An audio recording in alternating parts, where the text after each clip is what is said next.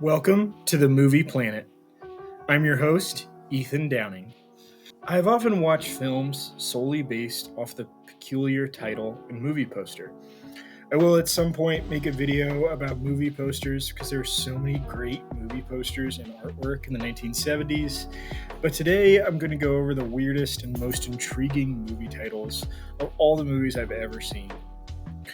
Number 1, Chappaquiddick. I saw this in theaters when it came out. I find the history of the Kennedy family very fascinating, especially all the deaths in their family. This movie is about when Ted Kennedy got drunk, drove his car off a bridge, and left his secretary in the car where she suffocated, and then he called 911 like 10 hours later. It's like, oh my gosh, you ever wake up hungover in the morning and you're like, I think I left someone for dead last night. We've all been there. Number 2, Detroit 9000. This is my favorite blaxploitation film I've ever seen, which isn't saying much because I've only seen about a dozen, but it was acquired by Quentin Tarantino under his distribution label Rolling Thunder Pictures. In a nutshell, it's about a black cop and a white cop that have to work together. It's a fun 70s film. Number 3, Killdozer.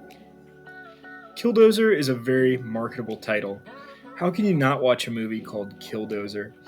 It's one of the better made-for-TV movies I've ever seen.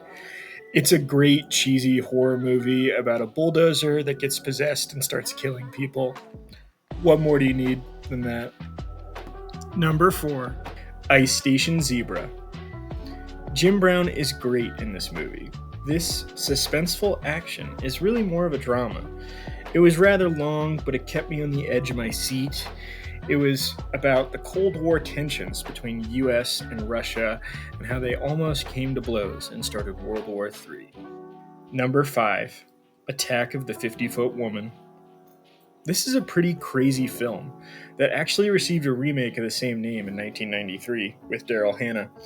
The original 1958 version was about a woman that got turned into a giant by an alien and then discovered that her husband was cheating. It's one of those double feature B movies during the drive-in era. Number 6, Blood Beach. This is a pretty low-budget horror. There was a scene where a boom mic was in the top of the shot and they just left it in. Just to give you an idea of the kind of quality of the film. John Saxon was great in it, though. That's one nice thing I have to say about it. In a nutshell, it's about a sand creature that sucks people into the sand and kills them. Number 7, Pterodactyl Woman from Beverly Hills. I discovered this movie when I got really into VHS collecting, which I still am. This movie on VHS can fetch up to $1,000, believe it or not. If you want to watch it, you have to either buy it on DVD or be lucky enough to find a copy of it on VHS at a secondhand store somewhere. Beverly D'Angelo from National Lampoon's Vacation is pretty great in this film. She turns into a pterodactyl. That's pretty much it. Number 8. This is probably the weirdest title in terms of how difficult it is to say. It's the most normal, vanilla movie on the list, ironically. It's about a married couple who gets divorced because they want to meet new people and experience new things, but when they become single, they realize it may be more than what they bargained for. Number 9, Winnie the Pooh, Blood and Honey. This is a funny one. I love this new thing that's happening where all new IPs that become public domain get turned into horror movies. The same thing happened with Mickey Mouse in The Mousetrap. This is just a real fun horror. It's everything that you expect it's going to be. Number 10, the 41-year-old virgin who knocked up Sarah Marshall and felt super bad about it. This is a great cheesy spoof movie. Some of the worst movies that have ever been made are spoof movies. The best ones are the ones that you don't know they're spoofs, like the Austin Powers trilogy and Johnny Dangerously. The spoofs that advertise as spoofs generally aren't that good. like The Hungover Games or Meet the Spartans. But this film is one of the better spoofs I've seen. Brian Callen is hilarious in this film. It's just a fun laugh riot.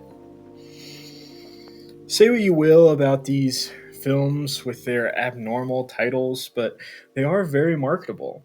I wouldn't have watched if it was called Happily Divorced or The Unmarried Couple, and I wouldn't have watched Blood Beach if it was called A Day at the Beach or The Memorial Day Massacre. The titles of these films have propped them up and gotten people to watch them, which is more than you can say about some other films that no one ever watched. Thank you guys so much for watching this video. And if you guys want to subscribe to my email list, just post your email in the comments, and I would really appreciate the like and subscribe for more content. Thank you guys so much.